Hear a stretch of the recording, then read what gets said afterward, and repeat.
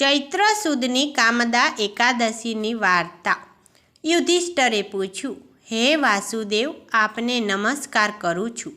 ચૈત્ર સુદી એકાદશીનું શું નામ છે તે મને કહો। ત્યારે શ્રી કૃષ્ણ ભગવાને કહ્યું, હે રાજન, પૂર્વે દિલીપ રાજાના પૂછવાથી વશિષ્ઠ ઋષિએ જે કથા કહેલી છે તે એક ચિત્ત થઈને સાંભળો।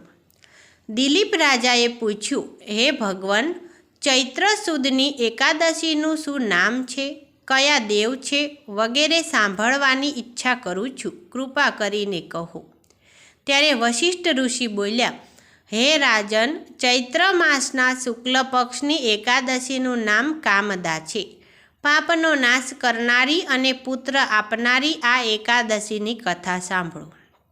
પૂર્વે રત્નો સુવર્ણ વડે સુશોભિત એવી ભોગાવતીપુરીમાં પુંડરીક નામના નાગ રાજા રાજ્ય કરતા હતા।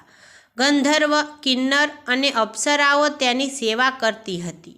તેમાં લલિત અને લલિતા નામના ગંધર્વ દંપતી રહેતું હતું અને પરસ્પર પ્રીતિવાળા તેમજ કામાસક્ત હતા। એક વખત પુંડરીક સર્વ નાગો સાથે સભામાં બેઠા હતા। તેમાં લલિત ગંધર્વ ગાયન કરવા લાગ્યો, પણ પોતાની પ્રિયા લલિતાનું સ્મરણ થતાં ગાયનમાં ભૂલ પડવા માંડી। આ થયેલ ભૂલ કર્કોટક નાગે પુંડરીક રાજાને કહી દીધી। તેથી પુંડરીકે ક્રોપાયમાન થઈ કામાતુર લલિત ગંધર્વને શ્રાપ આપ્યો, હે દુષ્ટ, તું રાક્ષસ છે, કારણ કે ગાતા ગાતા પણ તું સ્ત્રીને વંશ થઈ ગયો છો। આ રીતે લલિત ગંધર્વ રાક્ષસ રૂપ થયો। તે ભયંકર અને લાંબા હાથવાળો હતો, ગુફા જેવું મુખ હતું, ચંદ્ર અને સૂર્યના જેવા નેત્ર હતા, પર્વત જેવી ડોક હતી, શરીર 8 જોજન લાંબુ હતું। પોતાના પતિને રાક્ષસ થયેલો જોઈ લલિતા પણ ઘણી દુઃખી થઈ અને પતિ સાથે ઘોર વનમાં ગઈ। કદરૂપો અને મનુષ્યને ખાનારો રાક્ષસ ઘોર વનમાં ભમ્યા કરતો હતો। તેની પત્ની લલિતા પણ ઘોર વનમાં ભટકતી હતી અને રોતી હતી। એવી રીતે ફરતા ફરતા બંને વિંધ્ય પર્વતના શિખર ઉપર ગયા। તે શિખર ઉપર ઋષ્યશૃંગ નામના મુનિનો આશ્રમ હતો। ત્યાં જઈ લલિતા મુનિને પ્રણામ કરી હાથ જોડી ઊભી રહી। ઋષિ બોલ્યા, હે ભદ્ર, તું કોણ છો, કોની પુત્રી છો અને અહીં શા માટે આવી છો? મારી પાસે સાચી વાત કહે।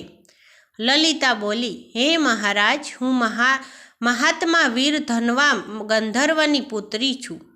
મારા નામ લલિતા છે અને આપની પાસે પતિના દુઃખ માટે આવી છું। મારા પતિ શ્રાપના દોષથી દુરાચારી રાક્ષસ થયો છે। કોઈ ઉપાય બતાવો કે જેથી મારો પતિ રાક્ષસપણાથી મુક્ત થાય।